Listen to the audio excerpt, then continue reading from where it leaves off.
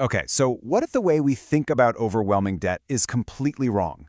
What if the answer isn't just to budget harder, but to treat it like a serious medical emergency? Today, we're diving into a really radical protocol for a problem that, let's be honest, traditional finance just kind of ignores: debt that is mathematically impossible to pay back. Think of this as a survival guide for what the author calls terminal debt. So let's get right into it. What we're breaking down here is based on the book Terminal Debt, and its core idea is to completely reframe a financial crisis. It's not a moral failing. It's not something to be ashamed of. Instead, it's a condition that needs a clear, almost clinical protocol to survive. All right, here's our roadmap. We're going to tackle this in 5 parts. First, we'll talk about what the book calls the silent crash. Then we're going to learn how you can actually apply a medical-style diagnosis to your own debt. After that, we get into the real meat of the strategy, the 90-day stabilization protocol.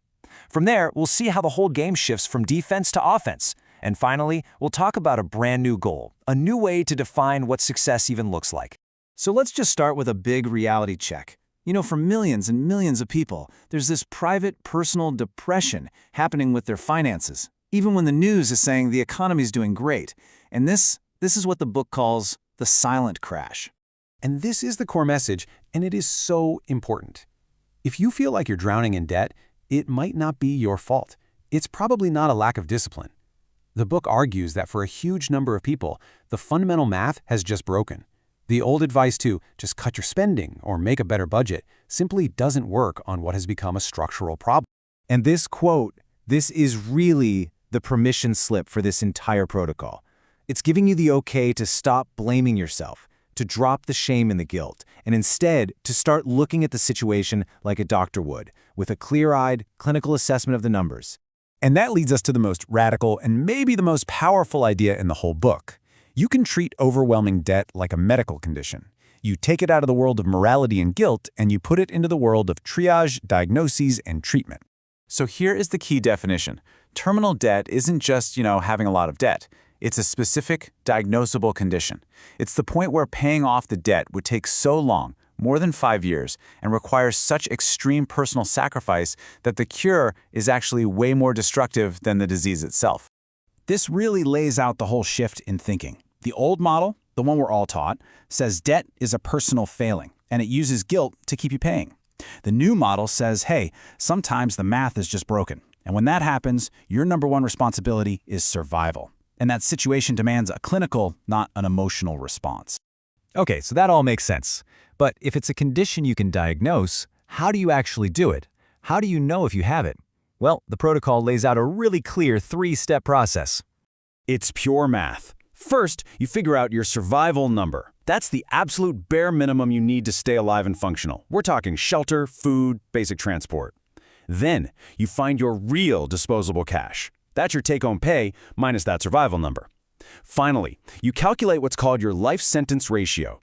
You just divide your total unsecured debt, like credit cards, by that monthly disposable cash number.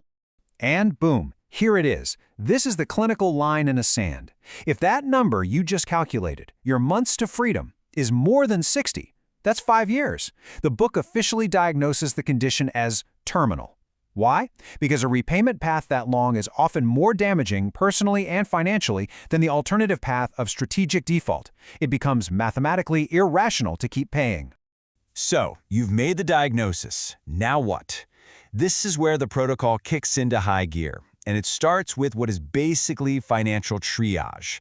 The goal for the next 90 days isn't to solve the problem. It's just to stop the bleeding and stabilize the patient, you.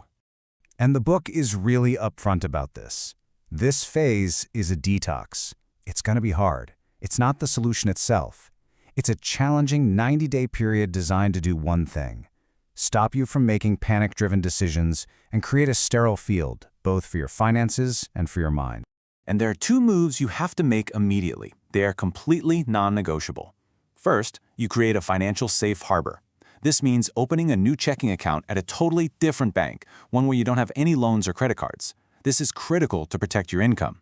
Second, you initiate a communication lockdown. You send a specific letter that legally requires creditors to stop calling you and only communicate in writing. Now, this timeline is maybe one of the most important parts because it tells you exactly what to expect. It's a map of the coming storm. The first month is all about containing the shock. The calls will peak. The second month is threat inflation, with all those scary-looking final notice letters. But if you hold the line, by the third month, the noise dies down and you start to get a sense of control back. Knowing this map is designed to keep you from panic.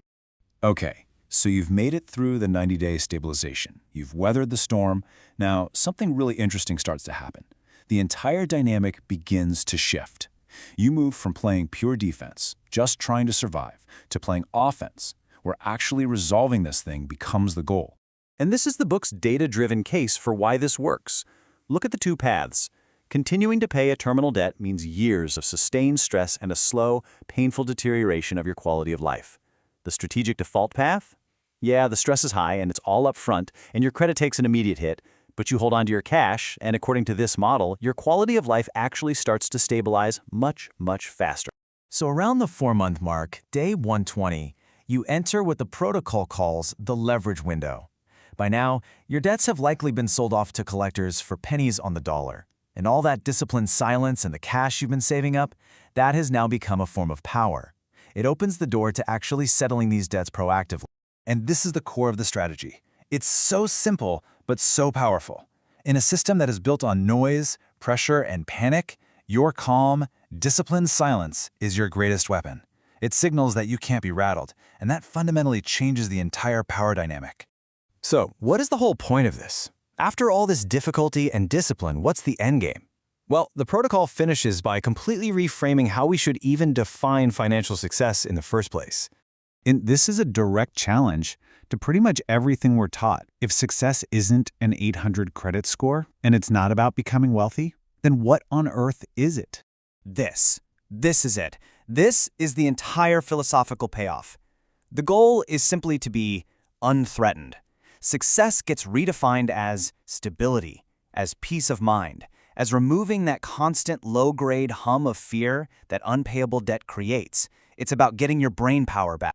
And just look at the difference in real life. Before, your life is defined by dread, right? Waking up with that pit in your stomach, avoiding phone calls. And after? The threats are gone. The phone is just a phone again. You can actually sleep through the night.